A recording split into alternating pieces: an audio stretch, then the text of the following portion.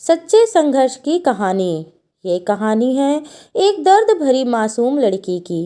औरत के जीवन दुख भरी एक रंगमंच है जहाँ हर किसी के पास एक अपनी कहानी होती है। इस रंगमंच पर औरतों की कहानियाँ विशेष महत्व रखती हैं। उन्हें जीने का तरीका, समाज में उनकी स्थिति, उनके सपने और उनके सामरिक योगदान की कहानियाँ हर एक को गहराई से छूने के लिए प्रेरित करती है। यहाँ हम एक ऐसी कहानी को आपके सामने प्रस्तुत कर रहे हैं जिसे सुनकर आपकी आंखों में भी आंसू आ जाएंगे। एक दर्द भरी मासूम लड़की की कहानी है। यह कहानी एक आदर्शवादी समाज में व्याप्त एक छोटे से गांव में घटित होती है जहां वर्ण और जाति के मामलों में बहुत पारंपरिक सोच रहती है। इस कहानी का मुख्य किरदार एक गरीब और आध्यात्मिक परिवार है जहां दो बहनें राधिका और मीना रहती हैं। राधिका और मीना बहुत अच्छी दोस्त हैं और उन्होंने साथ में कई संगीत कार्यक्रमों में भी हिस्सा लिया है। राधिका गाने में बहुत महारत है परंतु उनका परिवार उनके सपनों का समर्थन नहीं करता है। इस समाज में महिलाएं गृह कार्य और शादी के बाद बस अपने परिवार के लिए ही जीने के लिए अधिकृत होती हैं। बाकी बाहरी दुनिया से उन्हें कोई मतलब नहीं रखने दिया जाता है। राधिका और मीना चाहती हैं कि हम दोनों बहनें आगे कुछ करें लेकिन परिवार और समाज के लोगों द्वारा उनको कहीं ना कहीं रोक लिया जाता है। अपने परिवार वालों को दोनों बहनें बहुत समझाती हैं कि दुनिया बहुत आगे बढ़ रही है, आप सभी हमें इजाज़त दीजिए आगे कुछ करने के लिए। ये बात हर दिन उनके घर में चलता रहता है लेकिन परिवार वाले यह सोच रहे थे कि गांव समाज क्या कहेगा। दोनों बहनें लगातार अपने परिवार को मना रही थी। एक दिन उन दोनों के गांव के पास ही मुख्य संगीत समारोह का आयोजन होता है जिसमें राधिका भी हिस्सा लेना चाहती है परंतु उसके पिताजी और भैया उसे इस समारोह में भाग लेने की अनुमति नहीं देते हैं। उनका यह कहना होता है कि ऐसे समारोहों में जाने से उसका समय और पैसा दोनों बर्बाद होगा और उसे बहुत बुरा लगेगा। राधिका बहुत निराश हो जाती है परंतु उसका दिल नहीं मानता। वह यही सोचती रहती है कि शायद मेरे भाग्य में यही लिखा है, केवल घरेलू महिला बनना। राधिका मन ही मन यही सोचती है कि कुछ इसका हल निकाला जाए। राधिका ने अपने दोस्त मीना से बात करती है और मीना कुछ उसे समझाती है कि तुम्हें क्या करना है। बातें आगे बढ़ती है।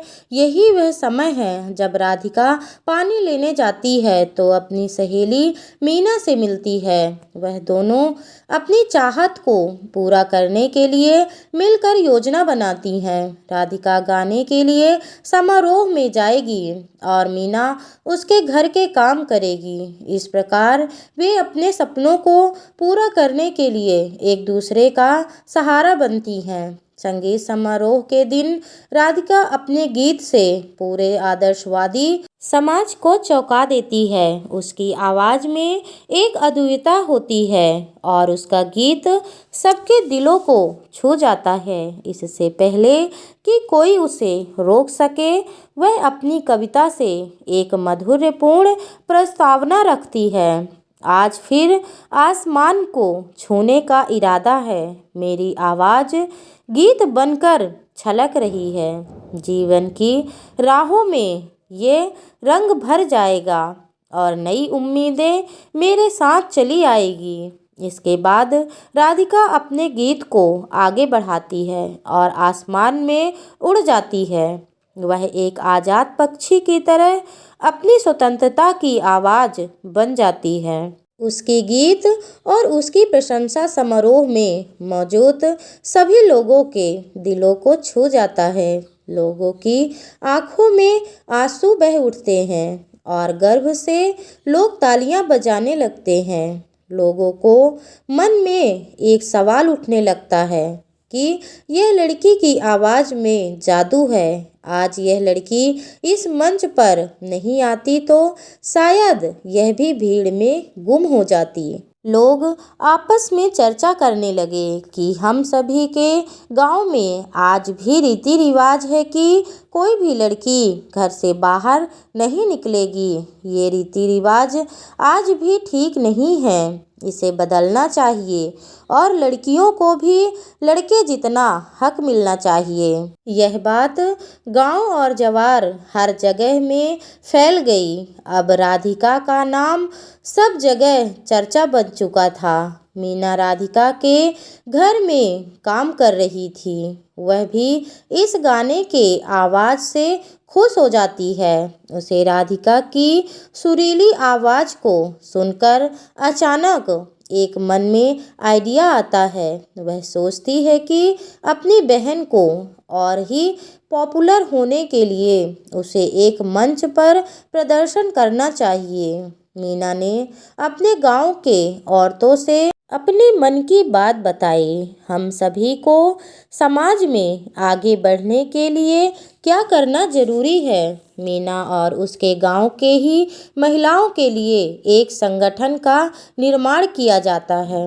संगठन के सदस्यों के द्वारा एक सामाजिक कार्यक्रम का आयोजन किया जाता है, जहां पर राधिका ने अपने अनेकों गानों का प्रदर्शन किया।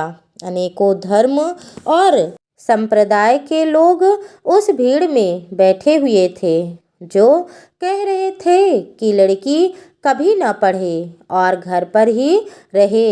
लेकिन मीना के द्वारा किए गए परफॉर्मेंस का उन समाज के लोगों के ऊपर में एक करारा तमाचा था, जो यह सोच रहे थे कि लड़कियां कुछ नहीं कर पाएंगी। वही लड़की आज समाज, गांव, ज्वार, राज्य और देश का नाम ऊंचा कर रही है। लोगों का वहां पर शर्मिंदगी से सिर नीचा था। उन्हीं लोगों का सिर नीचा था जो लोग इन लड़कियों का विरोध किए थे। एजुकेशन के मामले में, गांव समाज के मामले में, बाहर पढ़ने के मामले में, लेकिन आज अपनी कलाओं से समा बांध चुकी थी। यह कार्यक्रम समाज में एक क्रांतिकारी परिवर्तन लाता है।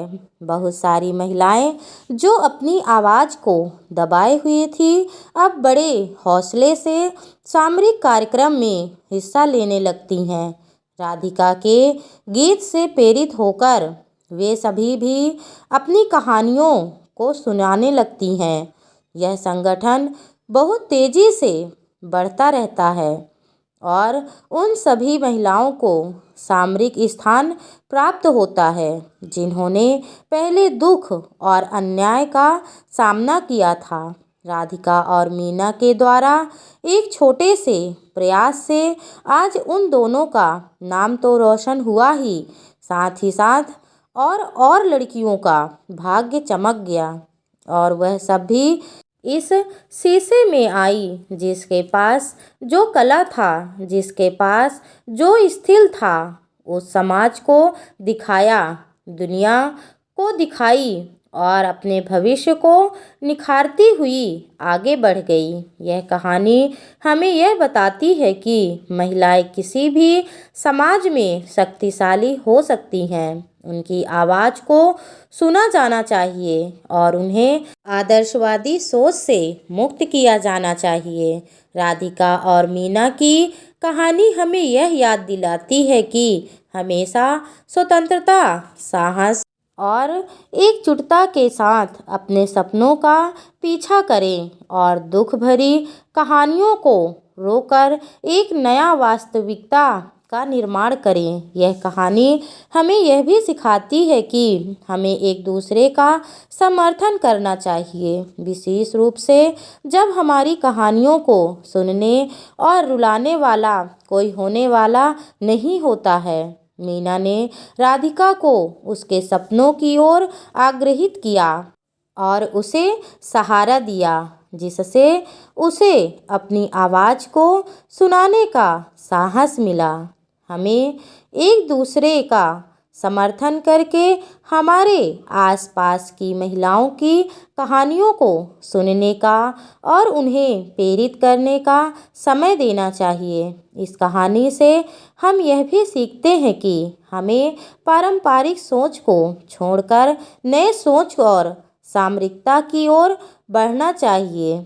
औरतों की कहानियाँ उनकी ताकत को दर्शाती है और हमें एक बेहतर और समानता से भरी दुनिया का निर्माण करने के लिए प्रेरित करती है। इसलिए चलिए हम सभी इन दुख भरी कहानियों को सुने, समर्थन करें और उनसे सीखें, ताकि हम एक समर्थक, आधिकारिक और समान समाज की दिशा में प्रगति कर सकें। दोस्तों, आपको ये कहानी कैसी लगी? कृपया मुझे कमेंट करके ज़रूर बताएं और अगर पसंद आई हो तो मेरे चैनल को लाइक, सब्सक्राइब करना बिल्कुल ना भूलें। तो धन्यवाद दोस्तों।